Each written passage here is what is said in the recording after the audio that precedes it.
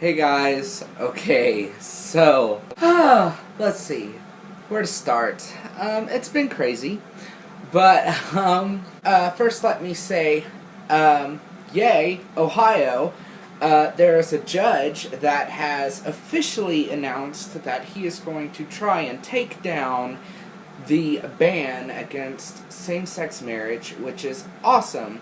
That won't necessarily mean that we'll be able to get married in Ohio, but at least we will be able to get married in other states and then come to Ohio, and Ohio will have to recognize the marriages. So this video today is going to be a little... It's not for young minds. If you're not comfortable talking about the male reproductive organ, don't watch this video. I don't want to say I necessarily want to be an activist about this sort of thing. I do want to spread awareness about it. I definitely do not think that people think about this thing or really even know a lot about it. So I wanted to go ahead and make a video about it. What really made me aware of this issue that I'm going to present to my viewers and whoever else may watch this video, I have a very close friend who takes a class or two with me on campus, and who we work together a lot on LGBTQA activism for our school group that we're in, Stray Cats, and she wrote this paper for a class of hers, and ended up not only getting an A, but really making her professor think, and now her professor is using it, has told her that she is going to use it as an example for her classes from here on out. So that's amazing. Congrats to her. But she actually posted her paper on Facebook and on a public publishing site sort of thing, and I will definitely post the link to her paper in the description box. But anyway, so she's what really inspired me to start this video. So this video is going to be completely about infant male circumcision, specifically in the United States, but I did actually grab a few notes from my friend's paper. It was really well written. I highly encourage anybody who wants to know more about this subject to read her paper. It is really good, and she has all of her sources and everything listed at the end. It is a very lengthy paper, but it's a very good read. I usually typically don't read a lot of, factual, stuff with like statistics and everything in it, because it's bland, but she actually wrote it in a very good and entertaining way. Infantile circumcision has been performed in the United States since, well, for a long time. It really got popular in the 1950s after World War II. It's supposed to be this procedure that is supposed to protect males from future urinary tract infections, and they thought that, it said that, it's done because, men who are circumcised have less of a risk of getting HIV, AIDS, stuff like that. And really, I have to be honest, as a man, I never really thought of, and I'm going to be honest, I am circumcised. I never really thought of why it was done, because I didn't have a decision in it. And actually, when I was younger, not seeing other men down there, I didn't think much of it. Like, I just kind of thought I was born this way. It was during, the sex ed classes, in like junior high and stuff like that, actually it was probably like 5th, 6th, 7th grade. But during our sex ed classes is when I really found out that there are men who look different down there. Like dramatically different, I guess. So I really never thought about it. And even afterwards, after finding out that it was a procedure that made men look this way, or made men this way, I still never really thought much of it, because I was always told, oh, well, it's so you don't get an infection. Oh, it's so you don't have to clean it, and it's cleaner, and you know what I mean? So a lot of people think it's a procedure that prevents diseases, infections, everything else. But it actually turns out that this is not true. This is not the case at all. The procedure is actually, if you really think about it, useless. And there are actually a lot more risks for guys or baby boys who actually get the procedure done than there are for boys who stay intact. About 54.7% of newborn males are circumcised in the U.S. In 2006, only 30% of men worldwide were circumcised. This means about 70% of men are still intact. So, really, if the only use that the procedure offers us is aesthetic purposes. I mean, it's just basically because men or, some men or women around here think, at least in this country, that, a lot of men in their family or a lot of men that they've seen look this way, so it's just the thing to do. It's just like there's like fears that, if they don't get their child circumcised, that when they're older, nobody will want to be with them because they're not circumcised and all that. So those are some of the fears. And like I said earlier, these statistics, I only grabbed a few statistics because I didn't bother to check her sources a lot. Not check her sources, but copy her sources into my notes.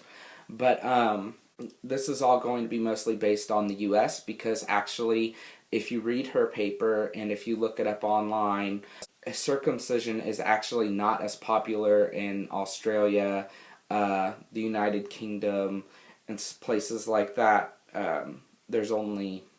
It's a much smaller statistic of men that are actually circumcised. So the foreskin protects the head of the penis from dryness, injury, friction, and contamination. So actually, we're actually technically more at risk right after circumcision than we are if we were to stay in. Kind of funny, huh? Anyway, the foreskin is the most sensitive part of the male body. Without it, the penis is forced to adapt as an external organ and is desensitized because of this. That is crazy to me. To think that men who are circumcised from the very beginning, that they're not getting everything out of sex that they originally could have. That kind of pisses me off. Really? Wow. Anyway, a circumcised penis also causes more vaginal friction, so intercourse is more painful for women.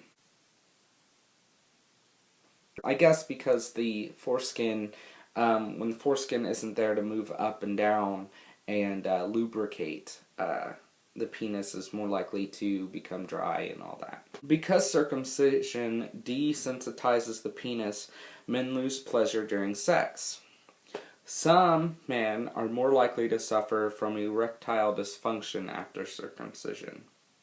And while reading her paper, there was actually some statistics about women preferred men who were intact rather than men who were circumcised. And also the statistics about men who suffered from desensitivity. There's like places online where you can look up men who were circumcised as adults, and they, gave their, they basically told scientists they rated their sexual experiences after circumcision. It was because the penis is desensitized that the church began to practice circumcision in the first place. So basically way back when, the church wanted to control when people could have sex and reproduce and everything else, and they didn't just want people to masturbate and waste seed and all that. So, circumcision. And actually, a lot of the reason that people think that circumcision, this is also in her paper, I think she touched up on this. A lot of the reason that people think that circumcision prevents things like HIV and everything else is because a lot of men, especially before World War II, were circumcised as adults. And so while they were drafted into the war, they couldn't, it was too painful to have intercourse, so they didn't get anything. And the same thing, there was a study done in Africa, that the men who were circumcised were less likely to contract HIV. Same thing. Intercourse was painful for them for quite a while afterwards, so definitely creates abstinence.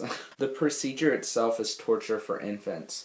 I didn't write down the procedure itself because I didn't want to talk about it too much in detail. I'll touch up a bit on it. Basically, the baby boy is held down, strapped down, if you will. He's given a shot, if he's lucky. A lot of places, I guess, don't give baby shots or anything. More often or not, they're given painkillers by means of a binky that's been soaked in, medicine, and that doesn't really work.